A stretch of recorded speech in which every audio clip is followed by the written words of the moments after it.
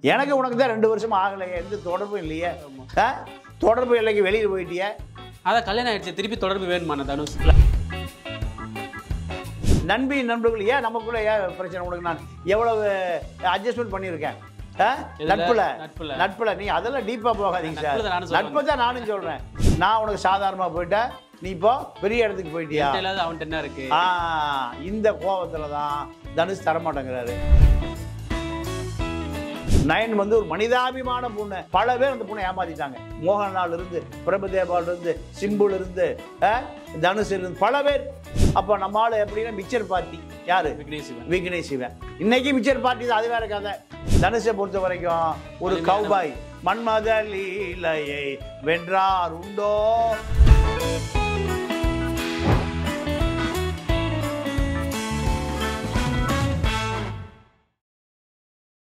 செய்தி மலர் நேயர்களுக்கு வணக்கம். நம்முடன் இன்று இணைந்திருப்பது மூத்த பத்திரிகையாளர் தமிழா பாண்டியன் அவர்கள். வணக்கம் சார். வணக்கம் சார். இப்போ லேட்டஸ்டா ட்ரெண்டிங்கா போயிட்டு இருக்கிறது வந்து நயன்தாரா, லேடி சூப்பர் ஸ்டார், தனுஷுக்கு எதிராக ஒரு அறிக்கையை வெளியிட்டு இருக்காங்க.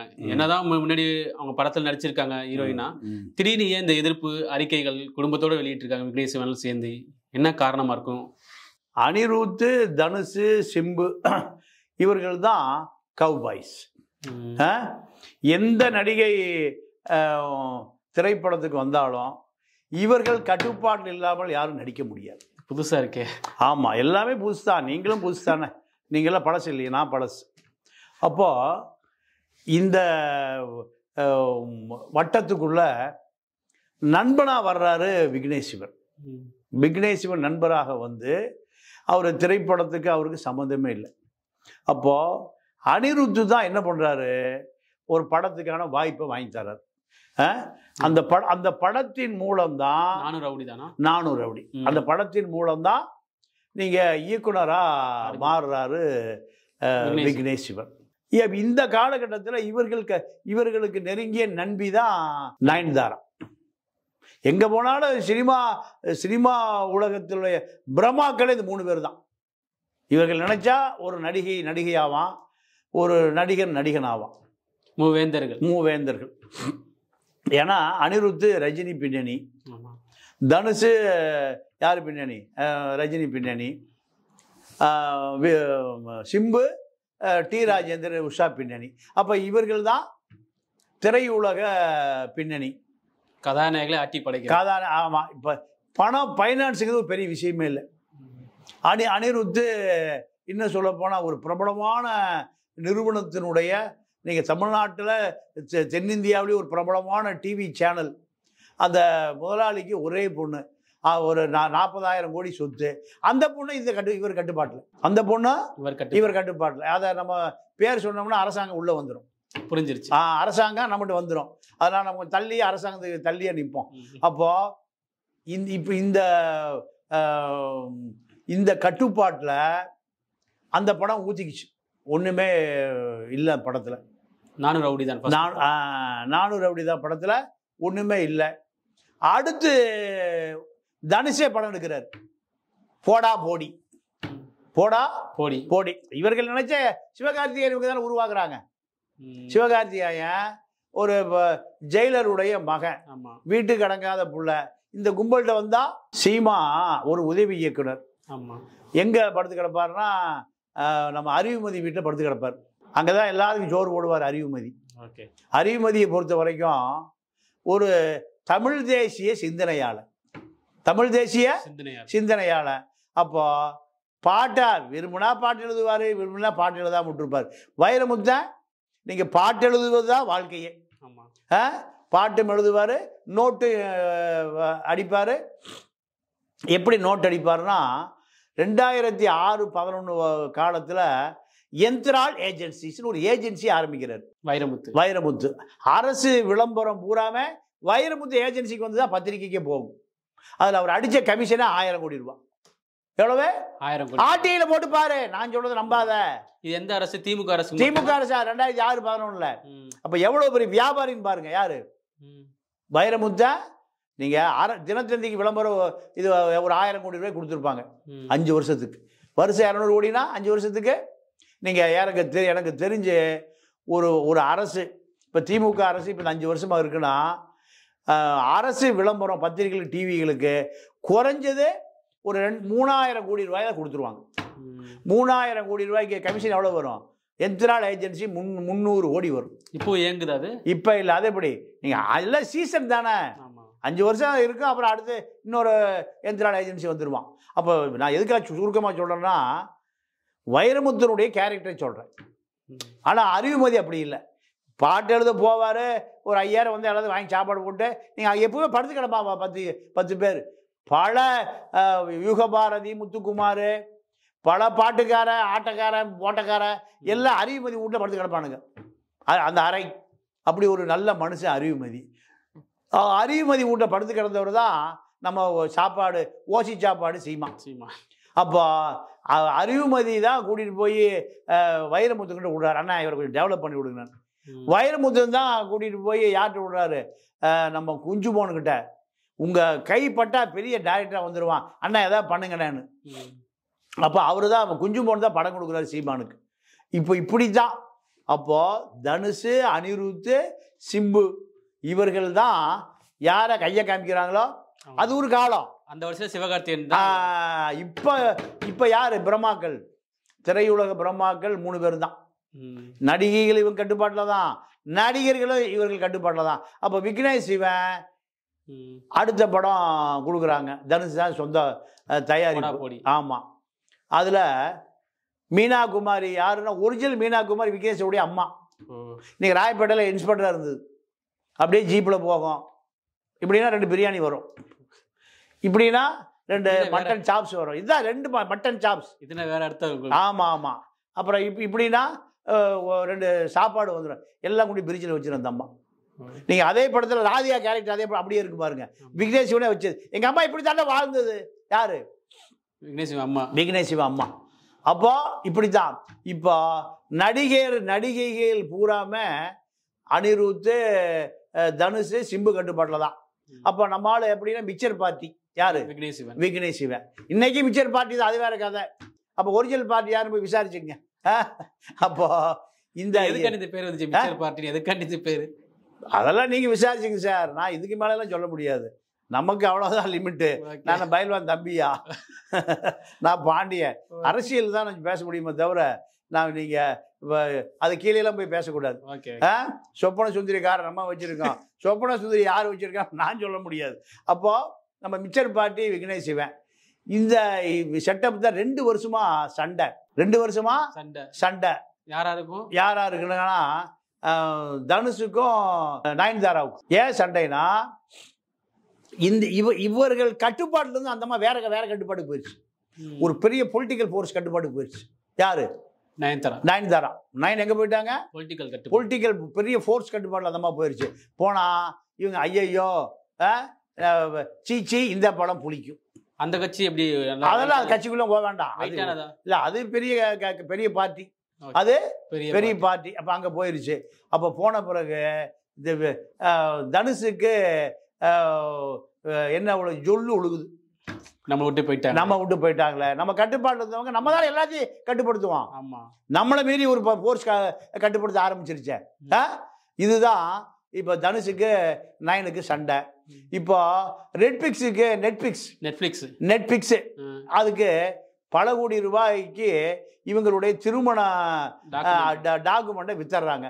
விற்கும்போது இந்த படத்திலிருந்து சில உன்னைத்தான் நம்பித்தான் வந்தேனே தங்கமே, இப்படி படம் தங்கமே உன்னைத்தான் நம்பிதான் வந்தேனா, இதோ நம்பி தங்கம் வந்துச்சா இல்லை வெள்ளி வந்துச்சா, இந்த பாட்டெல்லாம் உள்ள போட்டா என்ன கேட்காம போடக்கூடாது. எனக்கு உனக்கு தான் 2 வருஷமா ஆகலையே, எந்த தொடர்பும் இல்லையே. தொடர்பு இல்லைக்கு வெளியில் போயிட்டியே. அதான் கல்யாணம் ஆயிடுச்சு, திருப்பி தொடர்பு வேணுமா தனுஷுக்கு? அதெல்லாம் தெரியாது. அப்போ இதுதான் 2 பேருக்குமான சண்டை. இதுதான் 2 பேருக்குமான சண்டை. இதில் நீ சுயநலமானவன், நீ உனக்கு பொதுநலமே இல்லை, நீ ரொம்ப கஞ்சத்தனமானவன். ஆனால் அந்த 10,000 கோடி 3 செகண்ட் வீடியோக்கு தான், ஷூட்டிங் ஸ்பாட்ல எடுத்ததுக்கு தான் நம்ம 10,000 கேட்குறாரு தனுஷ் அப்படின்னு நயன்தாரா சொல்லியிருக்காங்க. இந்த பாட்டுக்கா இந்த வீடியோக்கான்னு தெரியல. பாட்டு, வீடியோ, ஆடியோ நிறைய இருக்குங்க. எல்லாத்தையும் சேர்த்தான். நீங்க அந்த அம்மா என்ன கேட்குது, தனுஷ் நம்ம கூட நண்பனா தான் இருந்த, நீ நண்பனா தானே இருந்த, நான் உனக்கு நண்பியாக தானே இருந்தேன். நண்பி நண்பர்கள் ஏன் நமக்குள்ள ஏன் பிரச்சனை? உனக்கு நான் எவ்வளவு அட்ஜஸ்ட்மெண்ட் பண்ணியிருக்கேன் நட்புல. நீ அதெல்லாம் டீப்பா போகாதீங்க சார். நட்பை தான் நானும் சொல்றேன். நட்புல நான் எவ்வளவு அட்ஜஸ்ட்மெண்ட் பண்ணியிருக்கிறேன். கொடுக்கல் வாங்கல் கொடுக்கல் எல்லாம். இப்போ நீ இதை விட மாட்டேங்கிறிய. அப்ப நீ நான் நன்றி கட்டவனா இருக்கிய, நாணயமில்லாவனா இருக்கிய, மகா அயோக்கியங்க அந்த அம்மா திட்டுது. நியாயம் தானே? நீங்க தனுஷை பொறுத்த வரைக்கும் பெருந்தன்மையை கொடுத்துருக்கணும். ஆமா, பெருந்தன்மையா கொடுத்துருக்கணும். அந்த 10 வெளியே இந்த படம் ரிலீஸ் ஆகி 10 வருஷம் ஆச்சு. ஆமா, கொடுத்துருக்கலாம். ஆனா இவருக்கு என்னன்னா, நீங்க பழைய கோபம், இப்போ நான் உனக்கு சாதாரணமா போயிட்டேன், நீ இப்போ பெரிய இடத்துக்கு போயிட்டியா, அவன்கிட்ட என்ன இருக்கு, இந்த கோபத்துலதான் தனுஷ் தரமாட்டேங்கிறாரு. இதுதான் இப்போ திரையுலக சண்டையா மாறி இருக்கு. நீங்க விக்னேஷ் சிவனை ஒரு திரைப்பட இயக்குனராக உருவாக்கியவர் தனுஷ். 2ஆம் படம், முதல் படம் ஊத்திக்கிச்சு. எது? நானும் ரவுடிதா படம் ஊத்திக்கிச்சு. அதோட கதை முடிஞ்சது. ஒரு படம் நல்லா போச்சுலாம் சொன்னாங்க. இல்ல, போனாலும் பெரிய லாபம் இல்லை. நானும் ரவுடிதா படம் பெருசா போல. அதுல டைரக்டருங்கிற ஒரு பெரிய இமேஜ் வந்தது. அப்போ இந்த தனுஷ், சிம்பு, அனிருத், நயன்தாரா, இப்படி பல பேர் இந்த கும்பல் இருந்தாங்க, ஐஸ்வர்யா உட்பட. நண்பர்கள் தானே.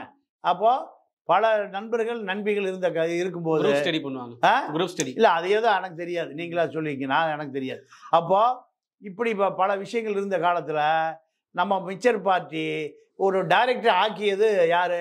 தனுஷ். அப்ப தனுஷ் என்ன நினைக்கிறாரு, என்னுடைய கட்டுப்பாடுல இருந்து 2 பேரும் வெளியே போயிட்டீங்களே, நான் தான் உனக்கு ஒரு வாழ்க்கையே கொடுத்தேன்.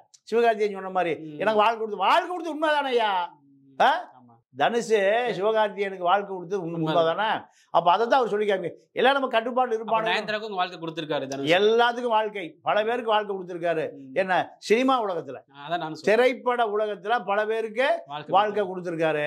அப்ப சிவகார்த்திகேயன் பட்டியலில் வர்ற மாதிரி இப்ப என்ன நினைக்கிறாருன்னா, நம்மால் உருவாக்கப்பட்ட விக்னேஷ் சிவன் வெளியில உட்கார்ந்துருப்பார். எங்க? வாசப்படியில, இந்த அவர் ஆபீஸ்ல உள்ள அவங்க எல்லாம் வந்து அடுத்த திரைப்படத்துக்கான டிஸ்கஷன்ல இருப்பாங்க. அடுத்த படத்துக்கான டிஸ்கஷன்ல இருப்பாங்க. அப்படி டிஸ்கஷன்ல இருக்கும்போது இவரு வெளியில உட்காந்து மிச்சர் சாப்பிட்டுட்டு இருப்பாரு. இப்ப மிச்சர் பார்ட்டி மெயின் பார்ட்டி ஆயிட்டாரு, மெயின் பார்ட்டி மிச்சர் பார்ட்டி ஆயிட்டாரு. இதுதான் கோபம். அப்போ இந்த கோபம் நயனை பொறுத்த வரைக்கும் நல்ல பொண்ணு. நயன் வந்து ஒரு மனிதாபிமான பொண்ணு. பல பேர் அந்த பொண்ணை ஏமாத்திட்டாங்க. மம்முட்டியில, சாரி, மோகன்லால் இருந்து, பிரபுதேவால இருந்து, சிம்புல இருந்து, தனுஷ் இருந்து பல பேர். அப்போ நீங்க நயனை பொறுத்த வரைக்கும் டக்குன்னு நம்பிடுறாங்க. பாவம், அந்த பொண்ணு நல்லா படிச்ச பொண்ணு, 2வது கிறித்துவ பெண்ணு. அந்த பொண்ணை பொறுத்த வரைக்கும் அந்த பொண்ணு மேல ஒரு சினிமா ஷூட்டிங்ல ஒரு நண்பர், ஒரு துணை இயக்குனர் சொன்னார், ஒரு லைட் பாய் மேல ஏதோ விழுந்து மயங்கி கீழே விழுந்துட்டான். அவனை தூக்கறக்க யோசனை பண்றாங்க. இந்த பொண்ணு போய் தூக்கி மடியில வச்சு அவனுக்கு தண்ணி தெளிச்சு ஃபர்ஸ்ட் எய்டு பண்ணுச்சுன்னு ஒரு திரைப்பட இயக்குனர் எனக்கு சொன்னார். யாராவது நடிகை போய் தொட்டு பார்ப்பாங்களா? அவன் லைட் பாய். இவங்க உடனே எதுல பூந்துருவாங்க? கேரவன்ல பூந்துருவாங்க. கேரவன்ல உட்காந்துக்குவாங்க. அப்போ இந்த பொண்ணு திரைப்படத்துக்கு வருவதற்கு முன்பு அவங்க வீட்டில் வந்து ஜீப் இருந்தது. இந்த ஜீப் இந்த பொண்ணு ஓட்டும். ஒரு முறை நீங்கள் அவங்க அப்பா எங்கேயோ போய் ஒரு 200 மைலுக்கு அந்த பக்கம் ஜீப் ரிப்பேர் ஆகி போச்சு. அப்போ அவங்க அப்பா ஃபோன் பண்ணி சொல்கிறாரு, டயனா, அப்பா ஜீப் ரிப்பேராக போச்சு, கேரளாவில் எங்கே ஊர் முடியும் எங்கே ஆரம்பிக்கணும்னு தெரியாது, மலை, அதான் மலை ஆழம். அப்போ டயனா ஜீப் எடுத்துகிட்டு வாழணும்னையும் 200 கிலோமீட்டர் தனியாக அந்த பொண்ணு ஓட்டிட்டு போயிருக்கு. யாரு? நயன் ஓட்டிட்டு போய், டயானா மரியா ஓட்டிட்டு போய் அந்த பல ரிப்பேர் ஆன ஜீப்பை கட்டி இழுத்துட்டு வந்திருக்கு. எப்போ? நடிக்க வருவதற்கு முன்பு. இப்போ அது பாவம் 15 ரூபா தான் பாடியில் இருக்குது. சமந்தா, நயன்லாம் ஒரே கேரக்டர், ஒன்றும் சாப்பிட்றது இல்லை, வெயிட் லாஸ். ஏன்னா சாப்பிடாத 5 கோடி ரூபா படத்துக்கு, என்ன படத்துக்கு, நீங்கள் ஒரு விளம்பர படத்துக்கு 5 கோடி, ஆனால் ஒன்றும் சாப்பிட முடியாது. ஒரு குழந்தை பெற்றுக்க முடியாது, ஒரு வாழ்க்கை வாழ முடியாது. எதுக்கே அந்த 1000 கோடி 2000 கோடி? பாவம் அந்த பெண்கள், பாவம் அந்த பெண்கள் அந்த புறத்தில் இருப்பாங்கல்ல, அந்த பெண்கள் மாதிரி அரச குடும்பத்தை சேர்ந்த பெண்கள், அந்த புறத்து பெண்கள் அரச சபையில் இருப்பாங்க, அரண்மனையில் இருப்பாங்க. ஆனால் பாவம், நீங்கள் விலங்கு தங்க விலங்கு ஓட்டப்பட்ட பெண்களை போல நயனு சமந்தா போய் திருப்பதியில் இருக்கிற எல்லா கோயிலையும் விளக்கு வைக்குது. விளக்கு வைக்காதம்மா, நல்ல 3 நேரம் ஆட்டுக்கறி மாட்டுக்கறி நல்ல வஞ்சர மீன் சாப்பிட்டீங்கன்னா உடம்புல சக்தி வந்துடும். சாப்பிடாதுங்க. ஏன் இவன் சொல்லிடுவான், இந்த டயட்டிஷியன் சொல்லிடுவான், டாக்டர், அம்மா இதை சாப்பிடாத அதை சாப்பிடாத, கடைசியா ஒன்றும் சாப்பிடாத சுடுகாட்டுக்கு போய் சேர்ந்து அந்த பணம்லாம் சேர்த்து வச்ச பணம்லாம் அவ்வளோதான். பாவம் அந்த பெண்கள் நினச்சி பார்த்தா பாவமாக இருக்குது. மொத்த பாடியே 15 கிலோ தான் இருக்கும் போடு, எலும்பு தான் அதில் 7.5 கிலோ, மீதி 7.5 கிலோ சதை. இது எதுக்கு இவ்வளோ பரபரப்பு? இத்தனை நாட்டில் பஞ்சாயத்து, அரசியல் அதிகாரம், சினிமா அதிகாரம், பல ஆயிரம் கோடி, Lyca, Libra, Red Giant, Sun Pictures, நம்ம கல்போதி ஆகாரம், என்னையா பல ஆயிரம் கோடி, அங்கே மொத்த பாடியே 15 கிலோ. அப்போ இத்தனை தடையிலையும் தாண்டி வராங்க, ஒரு பெண்களை தாண்டி சினிமாவில் ஜெயிக்கிறாங்களே. இல்லைங்க, சினிமா ஒன்றுமே இல்லைங்க. சினிமா முதல்ல ஒழிக்கணும். வைரமுத்தம் ஒரு கவிதை எழுதுனா, தீக்குச்சிக்கே தின்ன கொடுப்போம் நான் சினிமாவை. இத்தனை கோடியை சம்பாரிச்சு உல்லாசமாக வாழ்றதுக்கு ஒரு கூட்டம், ஒரு கூட்டம் ஒன்றுமே இல்லாமல் சாவருக்கு சிலுக்கு எடுத்துங்க, சோபா எடுத்துங்க. இவருடைய மரணமெல்லாம் மரணம். சோபா, சிலுக்கு, இன்னும் எனக்கு பல பேர் ஞாபகம் வரல. ஓகே சார், இப்போ நயன் போட்ட அறிக்கைக்கு தனுஷோட நடிச்ச நடிகை எல்லாமே ஆதரவு தெரிவிச்சாங்க. ஆமா, பெண்களுக்கு பெண்கள் ஆதரவு, ஆண்களுக்கு ஆண்கள் ஆதரவு. அப்போ தனுஷ் வந்து அவங்களுக்கு பிரச்சனை கொடுத்திருப்பாரு, மற்ற நடிகைகளுக்கும் எல்லாத்துக்கும் பிரச்சனை கொடுத்திருப்பாரு. தனுஷ் தீராத விளையாட்டு பிள்ளை, மன்மதன் தான். நீங்க என்னாலும் விளையாட்டு பிள்ளை. நீங்க ரஜினி மகளை தப்பிச்சு ஓடி போச்ச, ஏண்டா எல்லா பக்கம் விளையாடுறா, விளையாட வேண்டிய இடத்துல விளையாடுறது இல்லை. விவகாரத்துக்கு டைவர்ஸ் காரணம் இதுதான், வேற ஒன்றும் இல்லை. பல கோடி கடன், பல கோடி பஞ்சாயத்து, பல கோடி பிரச்சனை. அப்போ இதுதான் தனுஷனுடைய நிலைமை. இப்போ அவரு ஒரு மந்திரிச்சு ஒரு மாலையை போட்டு வெளியில தெரியுற மாதிரி இருக்காரு. அந்த மந்திரா தன்னை காப்பாத்துன்னு நினைக்கிறாரு, மந்திரா தன்னை காப்பாத்து நினைக்கிறாரு. ஆக மொத்தம் தனுஷை பொறுத்த வரைக்கும் ரஜினியுடைய மருமகன் கஸ்தூர்ராஜா மகன். கஸ்தூர்ராஜா மகன்கிறதுல நீங்க மேலூர்ல குமரேசன் ஒருவர் ஏன் பையங்கிறார். ஆமா ஆமா, அவர் செத்தே போயிட்டாரு. அது இன்னைக்கு வரைக்கும் நிரூபிக்கல. அது டிஎன்ஏ டெஸ்ட் எடுக்கல. அது ஒரு பெரிய மர்மமா இருக்கு. தனுஷே வந்து ஒரு படம் எடுக்கிறதுக்கு மேலூர் போய் எடுக்கிறாரு. மேலூர்ல படித்த போது பார்த்தவங்களாம் இருக்கான், நிறைய பேர் இருக்கான். அந்த குழப்பத்தை நீங்க ரஜினி மருமகங்கிறதுனால பியூரோக்ரசிகள், அதிகார மையங்கள் அதை மறைச்சு ஒன்றுலாம் ஆக்கிட்டாங்க. சர்டிஃபிகேட் ஃபேக்கு, கஸ்தூர்ராஜாவே ஒரு ஃபேக்கு. பல போத்துராட்ட கடன் வாங்கிட்டு இன்னைக்கு வரைக்கும் கொடுக்கல. அவன் போத்துரா ரஜினிக்கு வக்கீலோடு சொல்கிறான். அப்போ கஸ்தூர்ராஜா கதை மாதிரி தான் இருக்கு தனுஷ் கதையும். இப்போ நயன்தாரா சொல்லுகிற அத்தனை குற்றச்சாட்டுகளும் உண்மைதான். நம்ம நயன்தாரா பக்கம் தான் இருக்கணும். ஏன்னா பாதிக்கப்பட்டவர் ஆனா பெண்ணான பெண் பக்கம் தான் நிற்கணும். ஆமா, எல்லா நாட்டில் அப்படிதான் அப்படிதான் இருக்கு. பாதிக்கப்பட்டவன் ஏழையா பணக்காரனா ஏழை பக்கம் தான் நிற்கணும். பாதிக்கப்பட்ட நாடு ஏழை நாடா பணக்கார நாடானா ஏழை நாட்டு பக்கம் தான் இருக்கணும். ரோட்ல சண்டை பிடிக்கிறான் வலிமையானவன், வலிமை குன்றியவன், யார் பக்கம் நிற்கணும்? வலிமை குன்றிய. அப்ப நம்ம நயன்தாரா பக்கம் தான் நிற்கணும். நயன்தாரா தான் நம்ம சகோதரி. நம்ம தனுஷை பொறுத்த வரைக்கும் ஒரு கௌபாய். மன்மத லீலையை வென்றார் உண்டோ, தனுஷ் தான். அப்போ தனுஷ் அனிருத்து இந்த கோஷ்டியை கட்டுப்பாட்டில் பல பாவங்களை செஞ்சிருக்காங்க.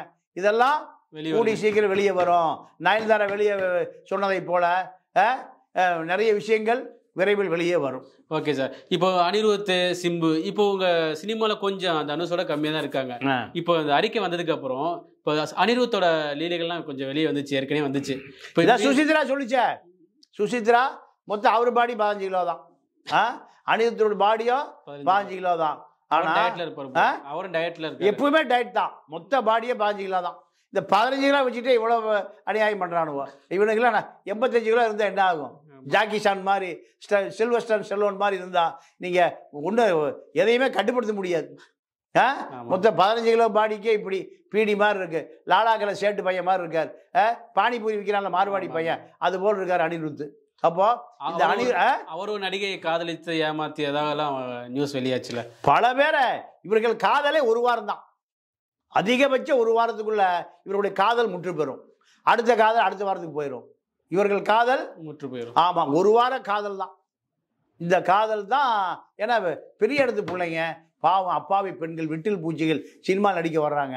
இவர்கள் பெரிய அளவில் சோபிக்க முடியதில்லை, இவர்களை மீறி நிற்கவும் முடியறதில்லை. இல்லை பட வாய்ப்பு இல்லாமல் போயிடும், பட வாய்ப்பு இல்லாமல் போயிடும். இதுதான் அனிருத், தனுஷ், இவர்களுடைய சிம்பு.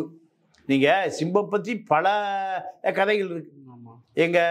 நீங்கள் லீ மெரிடியனில் ஒரு கதை இருக்கு, ஷோலாவில் ஒரு கதை இருக்கு, தாஜ் கோரமண்டல ஒரு கதை இருக்கு, அடையார் பார்க்கில் ஒரு கதை இருக்கு சிம்புக்கு. இப்படி பல கதைகள் பல பேருக்கு இருக்கு. ஆமா ஆமா ஆமா ஆமா. அவருக்கு மூத்த நடிகைகளோடு நீங்க கேரக்டர் ரோல் பண்ணுவார், கேரக்டர் ரோல் பண்ணுவார். இப்படிதான் இப்படி பல கதைகள் இருக்கு. இப்போ தனுஷ் நயன்தாரா பஞ்சாயத்து பெரிய அளவில் பேசப்படுகிறதாக இருக்கிறது. ஓகே சார், இப்போ அறிக்கை வெளியிட்டாங்க நயன்தாரா. திருப்பி ஃபியூச்சர்ல இப்போ அடுத்த படத்துல இருந்தோம் சினிமாவில் வந்து சிக்கல் ஏற்படுமா? இல்ல, அவர்களுடைய நிலைமை இங்க ரொம்ப உயரத்துக்கு போயிட்டாங்க. யாரு? விக்னேஷ் சிவன் நயன்தாரா பொறுத்த வரைக்கும் ஹாலிவுட் ரேஞ்சுக்கு போயிட்டாங்க. பாலிவுட்ல இல்ல, ஹாலிவுட்ல யாரும் தடுக்க முடியாது, யாரும் தடுக்க முடியாது படத்தை வெளியிடாம. அதெல்லாம் இவர்களுடைய நெட்வொர்க்கே பொலிட்டிக்கல்லையும் ஹாலிவுட் ரேஞ்சுக்கு போயிட்டாங்க. Hollywood, Kollywood, Bollywood, Hollywood. அப்போ நயனை பொறுத்த வரைக்கும் நயன்தாரா விக்னேஷ் சிவனுடைய நிலைமை நீங்க மிகப்பெரிய தனுஷை விட பல மடங்கு பெரிய அதிகார மையத்தில் இருக்காங்க. அதனால அவர்களை ஒன்றும் செய்ய முடியாது. ரஜினி ரஜினி காப்பாற்ற மாட்டார், கை கொடுப்பா. ரஜினி கையை கொடுக்க மாட்டார், காலை கொடுக்க மாட்டார். ஏன்னா அவருடைய மகளுக்கே வாழ்க்கை கொடுக்கல. அதை 2 பசங்களை வச்சுட்டு அந்த அம்மா இப்போ தவிச்சிட்டு இருக்கு. அதனால தனுஷுடைய அரசியல் வாழ்க்கை, சினிமா வாழ்க்கை இரண்டுமே அவர் அரசியலில் வர முடியாது. அரசியல் பேக்ரவுண்டு இல்லை அவருக்கு. நீங்கள் ரஜினி மூலம் தான் அரசியல் பேக்ரவுண்டு, லதா மூலம் தான் பிஜேபி பேக்ரவுண்டு. அதெல்லாம் இனி தனுஷுக்கே இல்லை. ஓகே சார், இப்போ நடிகை மற்ற நடிகைலாம் ஆதரவு தெரிவிச்சிருக்காங்களா? இப்போ அவங்களுக்கு கூடிய சீக்கிரம் அவங்களுக்கு நடந்தது எல்லாத்தையும் அறிக்கையை வெளியிட வாய்ப்பு இருக்கா? இல்லை, அடுத்த கட்டம் தனுஷ் நகர்ந்தால் அவர்களும் அடுத்த கட்டம் நகருவாங்க. ஆனால் தனுஷ் அடக்கி வாசித்தால் அவர்களும் அடக்கி வாசிப்பார்கள். பெண்கள் பூரா ஒரு அணி, எல்லாமே எல்லாம் மில்லியனர்ஸ், எல்லாமே மில்லியனர்ஸ் தான். அப்போ தனுஷ் பழைய ஆதங்கத்தை இப்பொழுது தீர்த்து கொண்டார். ஆனால் இப்போ பயம் வந்திருக்கணும் அனிருத். கண்டிப்பா அனிருத் சிம்புக்கு நம்ம இது வெளியே வந்துருமோ அப்படின்னு பயப்படுவாங்கல்ல. கண்டிப்பா.